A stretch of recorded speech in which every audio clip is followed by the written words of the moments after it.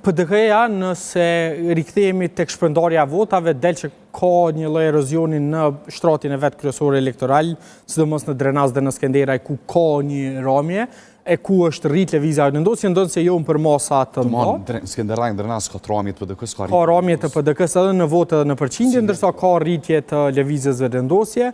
Në bazë të specifika, këtyre kalkulimeve të cilat konsiderohen si të matshme, votat e diasporës që 130 deri në 135.000 njerëz që kanë ardhur pi diasporës e kanë votuar. Njerëz, domosdoshmë qytetarë të Kosovës që nuk janë rezident në Kosovë. Që nuk janë rezident në Kosovë dhe kjo bazohet kryesisht në matjet që janë bërë në ditën e zgjedhjeve, ku votuesit janë pyetur se a janë votues rezident apo jo, edhe matjet që janë bërë paraprakisht se sa kishin dalja në Kosovë. Pra, në matjet paraprake dalja në Kosovë nuk ka qenë mbi 34 deri në 35% të votuesve rezident, pra në matjet se pas krizës, a kam pas zgjedhjet si opsion për dalje nga kriza, dhe del që në fakt veç një përqindje prej 35% mesatarisht të qytetarëve janë deklaruar se gjithsesi do të votonin zgjedhje. Po mbas flet votimi dhe numra nuk kemi statistikë të qartë sa është përqindja e njerëzve. Jo, për shkak se nuk është vështirë me u mate, vetëm një mënyrë është nëse KQZ-ja do t'i krahasonte ta zëm në mesin e votuesve që kanë votuar më herët si votues jashtë vendit. Ta zëm në shkurt kanë qenë mbi 100.000 të regjistruar, tash janë veç 70.000, e prej tyre as 60.000 aktualisht nuk janë vota të vlefshme. Mbas matematikave, në formën e kalkulimit, sa është përqindja e qytetarëve që janë rezidentë që kanë marrë pjesë në këto zgjedhje? Unë besoj që nëse merret si e mirëqen kjo 130.000, ndonse është diskutabile si e tillë, atëherë dalja në Kosovë nuk e kalon 35% në kuadër të votuesve rezident. Që i bie se afërsisht 11% të daljes së zgjedhjeve në 28 dhjetor ka ardhur si shtesë gati që i bie 1/4 qeri ku proj votuesve kanë qenë votues cilët kanë ardhur. 33% është pjesëmarrja. 33 deri në 35%. 33 deri në 35% pjesëmarrja e qytetarëve. Po nëse merren përballë promotiet, cilat janë bërë paraprakisht edhe sondazhet e ngjashme. Eugen, nëse marrim mos përfshirjen e diasporës në 130 deri në 135.000 vota, cila kërmisim rezultati lëvizjes vendosje. A është pikërisht këta 135.000 vota e diasporës, ajo që ka bërë diferencën në vendosje me pas. Këna më nalë të në 100% përshkon, për referona 50%. Tash e para për shkak se është vështirë me ditë se cilat janë preferencat e votuesve, ajo çfarë dihet botërisht është lëvizja vendosje, nëse jo dyfisht, paktën 1.7 herë më shumë merr vota jashtë vendit sa që merr në Kosovë. Ose ju referohen votave me kusht, ose votave që vinë me postë dhe 75% përshkon. E kjo tregon që gjosat janë që nëse me të vërtet kanë qenë një numër i tillë, atëherë i bie që afërsisht 90 deri në 100.000 vota shtesë i bie që janë për lëvizjen vendosje në kuadër të votuesve që kanë ardhur në Kosovë dhe kanë votuar.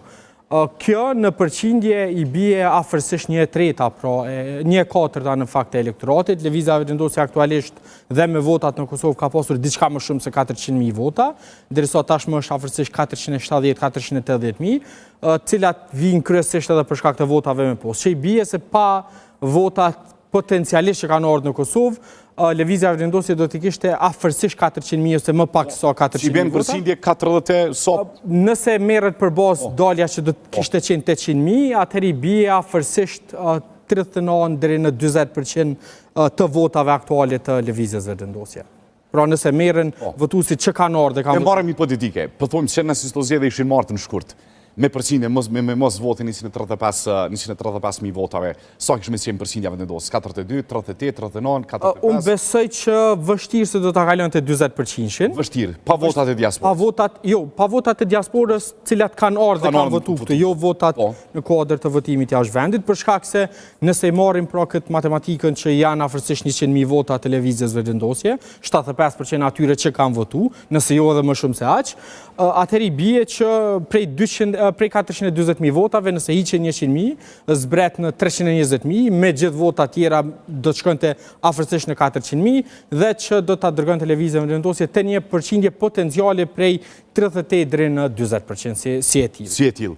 Do të thotë, a është gabimi kryesor që e bën në opozita pranimin e datës së zgjedhjeve 28 dhjetor? A është kjo diferenca që përcaktoi edhe pasojë e këtij rezultati është ky rezultat çfarë kemi? Unë besoj që në fakt ka pasur një interesim në rritje të diasporës për me marrë pjesë në zgjedhjen në Kosovë, dhe që datat potenciale për mbajtjen e zgjedhjeve kanë qenë ose 28 ose 21 dhjetori, për shkak se data tjera në janar nuk kanë kanë qenë opsion për shkak të pamundësisë për zgjatje buxhetore, kështu që unë nuk besoj që ka pasur mundësi tjetër. Pra kanë qenë dy data dhe të dyjat mbase me një dallim marginal, por në të dyjat potencialisht në Kosovë do të kishte pasur pjesëmarrje të diasporës dhe në bazë të statistikave për hyrje daljet në Kosovë kanë qenë 300-400.000 pra qytetarë që kanë hyrë në Kosovë para datës 28 dhjetor, që tregon se edhe me datën 21 dhjetor si datë tjetër opsionale, dalja do të mund të kishte qenë përafërsisht e njëjtë. Po thuaj se edhe me 21 dhjetor kishte qenë e njëjtë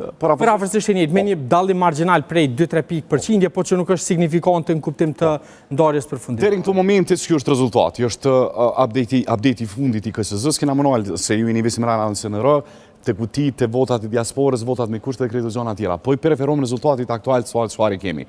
Po du më nëllë për se cilën bazë soj. Partia Demokratike e Kosovës ka dalë 20.28%, po lufton shumë ashtë për një mandat mes LDK-s dhe PDK-s. Kanë me të 3.000 diçka kuti pa numru, nuk e dim a do të amboj mandat, apo do të marrë dhe këtë mandat Lëvizja Vendosje. Eugen, po du më nëllë pikrisht të rezultati Partisë Demokratike e Kosovës. A ke besu që mundet me dalë 20 me mëri në këto në Ministre Djullë, 22 deputet me ranë 20.28%?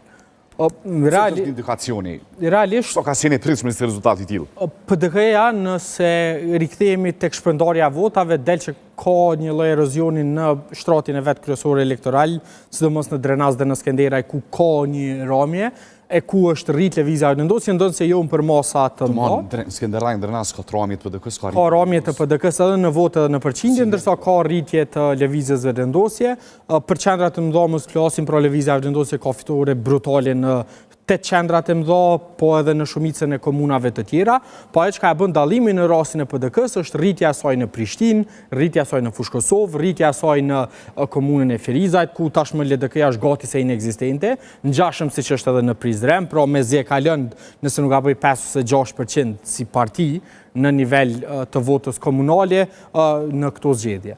Unë besoj që ky është një rezultat nëse vret pra rritja eksponenciale e lëvizjes së vendosje, që nga 22% i bie që e ka shtuar qerekun e elektoratit të saj total, i bie që ky rezultat për PDK-n, ndonë se nuk ka qenë i pritur, padyshim gara paraprakisht matjet cilat janë bërë kanë qenë në një rezultat ku partitë ish opozitare kanë pasur performancë shumë më të mirë se sa kaq, por ky besoj është një rezultat i mirë për shkak se po flasim për humbje të vetëm një eventualisht dy ulseve, edhe pse dallimin mes të koeficientit PDK-s dhe të LDK-s aktualisht është vetëm 20 pikë. Pra disa qindra vota e bëjnë dallimin mes mandatit 23 të PDK-s